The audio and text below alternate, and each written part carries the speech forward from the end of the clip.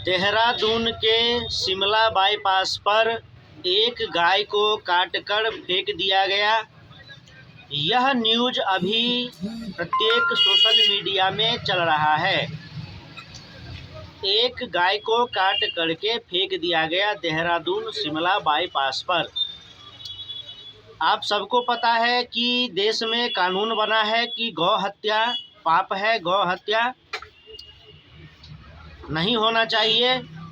तो जब कोई इस्लामी जिहादी यह कहता है, चाहे वह ओवैसी ब्रदर्स हो या कोई भी अन्य जिहादी, जो कहता है कि नबी की शान में गुस्ताखी की एक ही सज़ा तो सर तन से जुदा, और जब इसकी आलोचना की जाती है तो कुछ कांग्रेसी वामपंथी जिहादी यह कहते हैं, तर्क देते हैं कि स्वाभाविक है कि कोई मुसलमानों के नबी को गाली देगा, बुरा भला कहेगा तो उसको बुरा लगेगा, तो वह गुस्से में आ जाता है और गले काटना शुरू कर देता है। आपको कहेगा तो कैसा लगेगा? तो अब यहाँ पर अगर यह तर्क दिया जाए कि गौ माता है और जो गौ माता की हत्या करता है, जो गौ माता का अपमान करता है, उसका सर तन से जुदा कर दिया जाए तो कैसा रहेगा?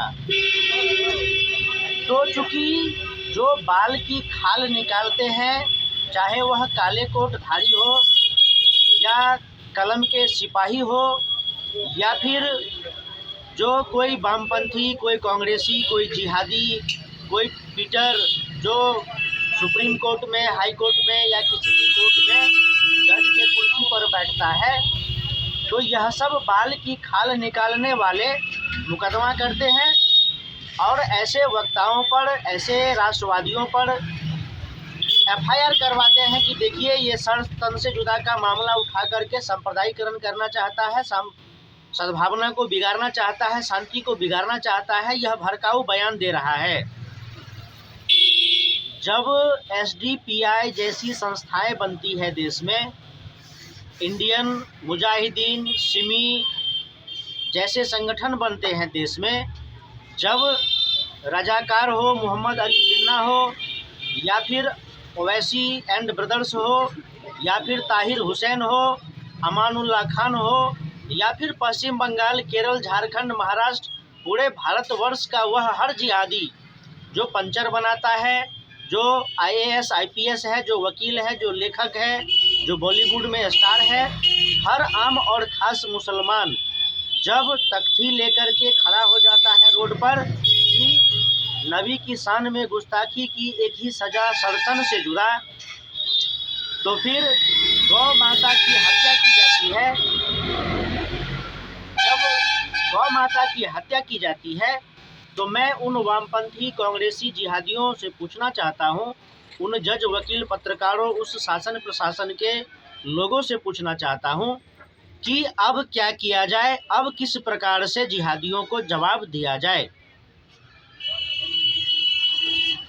बुरा लगता है तो सरतन से जुदा होता है, फिर हिंदू आस्था को ठेस पहुंचता है तो क्या किया जाए? जब कोई कुंभ को गाली देता है, कुंभ के मेला को गाली देता है, पवित्र स्नान को ढोंग बताता है, जब कबीरपंथियों की किताब में ब्रह्मा, विष्णु, सरस्वती के बारे में अभिव्यक्ति की आज़ादी के नाम पर उल्टे सीधे बातों को लिखा जाता है, अपमानजनक बातों को लिखा जाता है, जब हिंदुओं की भावनाएं आहत होती है तो फिर संविधान में ऐसा कोई नियम प्रावधान क्यों नहीं है? फिर कानून की किताबों में ऐसे कानून क्यों नहीं बनाए गए हैं? और जहाँ तक कानून को अपने हाथ में लेने की बात है कि भावनाएं आहत हो गई तो लोग गले काट रहे हैं, तो फिर हिंदुओं की भावनाएं तो प्रत्येक दिन आहत की जाती है। हिंदुओं के देवी देवताओं को प्रत्येक दिन टारगेट किया जाता है। हिंदुओं के देवी देवताओं को प्रत्येक दिन गाली दिया जाता है। तो कहा जा सकता है कि हिंदू सहिष्णु नहीं होते हैं, दयावान नहीं होते हैं, वह बुद्धिजीवी नहीं होते हैं, वह कायर होते हैं, डरपोक होते हैं, या फिर उन्हें अपने धर्म से कोई निष्ठा ही नहीं है, कोई लगाव ही नहीं है। और यह एक बहुत बड़ा कारण है। यह सही बात है कि आज हिंदू कुकुरमुत्ते की तरह उग आए राजनीतिक दलों और उसके विचारों में बटा हुआ है। नेता भी यह काम करता है, लोगों को बांटता है और बांटो और राज करो की नीति को अपनाता है। हिंदू धर्म में तो नाना प्रकार की जातियां निकल आती है और नाना प्रकार के शोषण करते हैं अगड़ी जाति पिछड़ी जाति पर, लेकिन यहाँ पर इतने सारे मुसलमान हैं जो देश में बहुत बड़े राजनीतिक परिवर्तन को जन्म दे सकते हैं, उनके बारे में कुछ नहीं बोला जाता है। कोई वामपंथी है, उसको वर्ग संघर्ष का थ्योरी, अगड़ी पिछड़ी का थ्योरी शहद से भी मीठा अमृत लगता है, लेकिन हिंदुत्व उसको जहर लगता है।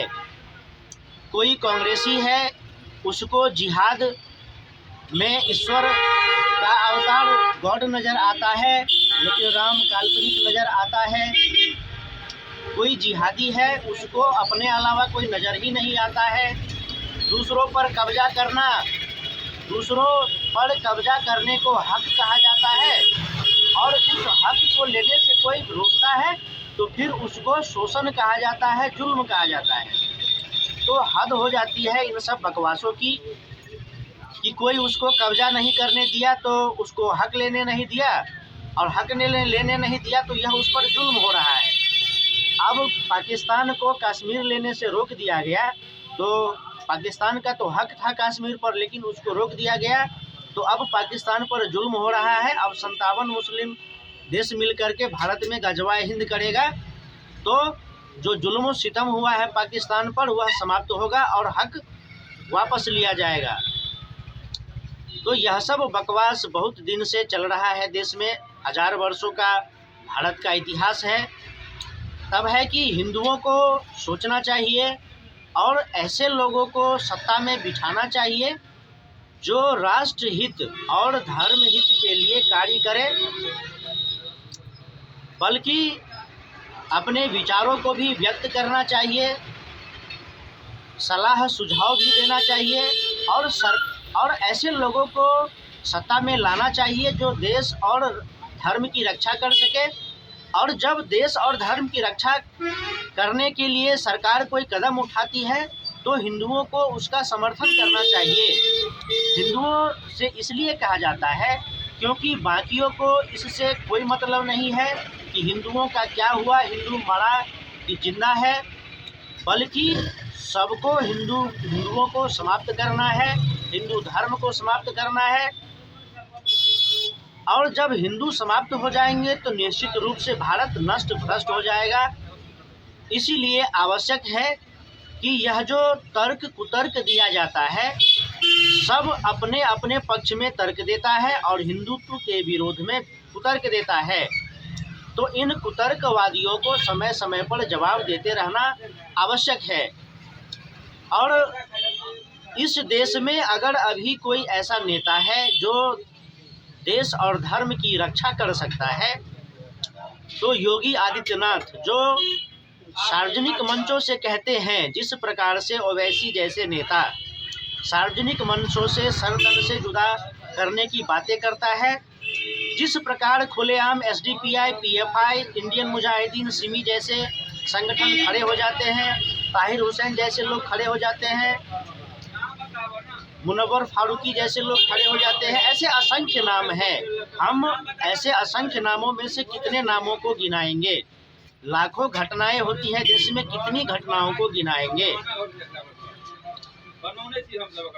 तो फिर शासन प्रशासन पर भी सवालिया निशान लगता है कि एक जिहादी कौम है जो मार काट पर उतारू होता है तो भी हिंदू को ही समझाया जाता है, और हिंदुओं की भावनाएं आहत होती है, हिंदू देवी देवताओं को गाली दिया जाता है तो भी हिंदुओं को ही समझाया जाता है। अरे प्रशासन वाले भाइयों, जब इस देश में 50% की बात हो जाएगी, बराबरी की बात हो जाएगी, फिर तुमको भी हरा वर्दी पहनना पड़ेगा और यह जो अशोक चक्र लगाते हो अपने टोपी में, वहाँ तुमको चांद तारा लगाना पड़ेगा। प्रशासन भाइयों, नेता मंत्री आते हैं चले जाते हैं, लेकिन जो धर्म है, जो राष्ट्र है, उसको बचाने का कार्य शासन प्रशासन का है। फिर जो रूटीन वर्क होता है, तो रूटीन वर्क तो होता ही है, लेकिन जिस प्रकार से हम देखते हैं कि कोई जिहादी IAS है, जिहादी IPS है, जिहादी जज है, जिहादी वकील है, कहाँ देखते हैं किसी को कि कोई किसी आतंकवादी का विरोध करता है और किसी आतंकवादी को समझाने के लिए जाता है। और हम तो बता ही दिए कि जो आम होता है, खास होता है, सब आतंकवादी जिहादी ही होता है। फिर जो कुछ लोग थ्योरी करते हैं कि भगवा आतंकवाद है, हिंदू आतंकवाद है, हिंदुत्व एक जहर है, तो फिर उन लोगों को मुंहतोड़ जवाब क्यों नहीं दिया जाता है? तो देश में कानूनों की भी कमी है, संविधान में भी कमजोरी है, और ऐसे कानून बनाए जाने चाहिए, ऐसे लोगों को सरकारी नौकरियों में रखा जाना चाहिए, ऐसे लोगों को सत्ता में बिठाना चाहिए जो देश और धर्म की रक्षा करने की बात करे। जहाँ तक मानवता का प्रश्न है, तो आप इजराइल चले जाइए और वहाँ का कहानी देखिए।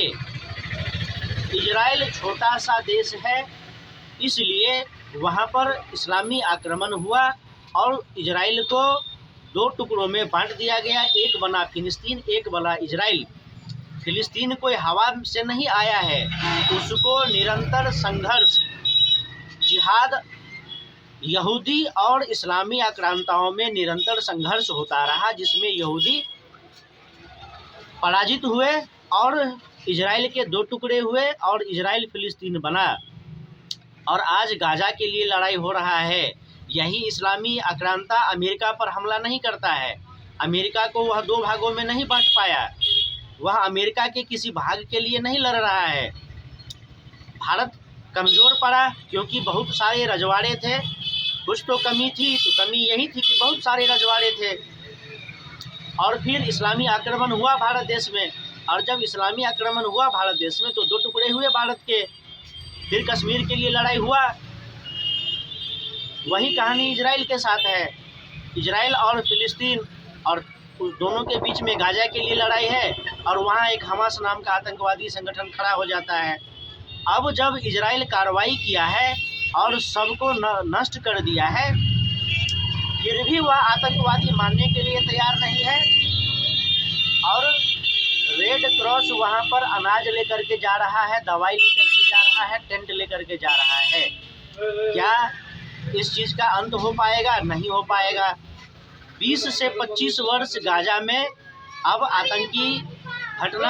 आतंकी शरण नहीं ले पाएंगे, लेकिन 20 से 25 वर्ष बाद फिर वही कहानी होगा। यह गारंटी है, यह मैं डायरी में लिख करके देता हूँ। अगर मैं 25 वर्ष बाद जिंदा रहा तो मुझे जो कहा जाए, लेकिन मैं यह लिख के देता हूँ कि 20 से 25 वर्ष बाद फिर से गाजा के लिए इजराइल और फिलिस्तीन में लड़ाई होगा, और हमास क्या, ऐसे लाखों संगठन खड़े हो जाएंगे, क्योंकि हम 4 हमारे 40, सबके हाथ में AK-47। और सबसे बड़ा फॉर्मूला कि कब्जा करने से रोका तो हक है, फर्ज है, और जुल्म हो रहा है, और इस्लाम खतरे में है, नबी की शान में गुस्ताखी हो रही है, कुफ्र है, शिर्क है। आखिर पूरी दुनिया ने कुरान को क्यों जलाया? दुनिया का कोई भी ऐसा देश नहीं है जहां पर कुरान को नहीं जलाया गया हो। 57 देश बनने के बाद भी अमेरिका जैसे देशों में भी आतंकवादी हमले होते हैं। और फिर भारत में तो 25 करोड़ जनसंख्या है, और बांग्लादेश, पाकिस्तान, अफगानिस्तान तो कंठ पर चढ़ा हुआ ही है। और यहाँ के जो सेक्युलर नेता है, भाईचारे वाले लोग हैं, यह सब है ही। तो इस सब चीज़ों पर ध्यान देना होगा, तभी जाकर के हमारा देश सुरक्षित रहेगा। और आज मैं एक प्रश्न यह छोड़ करके जा रहा हूँ, फिर मिलेंगे, वैसे तो अगले वीडियो में ज़रूर मिलेंगे, लेकिन आज यह प्रश्न मैं छोड़ रहा हूँ कि जब हिंदुओं के आस्था का अपमान होता है, हिंदुओं की भावनाओं को ठेस पहुँचता है, तो क्या सर तन से जुदा किया जाना चाहिए या कोई अन्य उपाय ढूंढे जाने चाहिए? या फिर जो कहते हैं कि ठीक है, जिहादी घटना हुआ, आतंकवादी घटना हुआ तो करो जो करना है, तो कुछ लोग कहते हैं कि 15 मिनट के लिए पुलिस को हटा दो तो बताएंगे।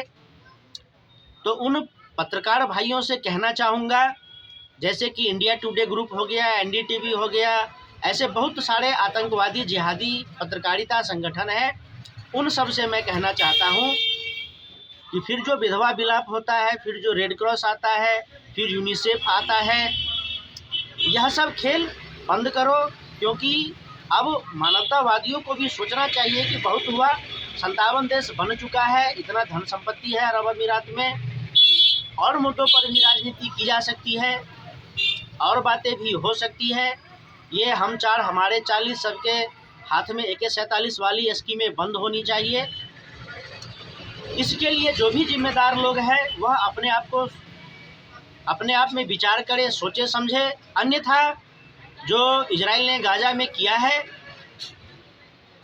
कृपया उसके लिए मानवता की दुहाई न दिया जाए। अन्य जगहों पर भी जो कार्रवाई होगी उसको मानवता की दुहाई नहीं दिया जाए, क्योंकि इजराइल को शौक नहीं है कि गाजा को मिट्टी में मिला दे, 46,000 लोगों को मलबे में दबा दे। और भारत और हिंदुओं को भी कोई शौक नहीं है कि वह मुसलमानों को मारे पीटे। अगर मुसलमान को लगता है कि भारत में उसका हक है, उस पर जुल्म हो रहा है, तो 57 मुल्क है, वह स्वतंत्र रूप से कहीं भी रह सकता है, अपना जो इस्लामिक देश है वहाँ पर कर सकता है। नहीं तो भारत में जो रह रहे हैं तो भारतीय सभ्यता संस्कृति को का अनुसरण करना, सम्मान करना उनकी जिम्मेदारी है, उनका उत्तरदायित्व है जो भारत में रहते हैं।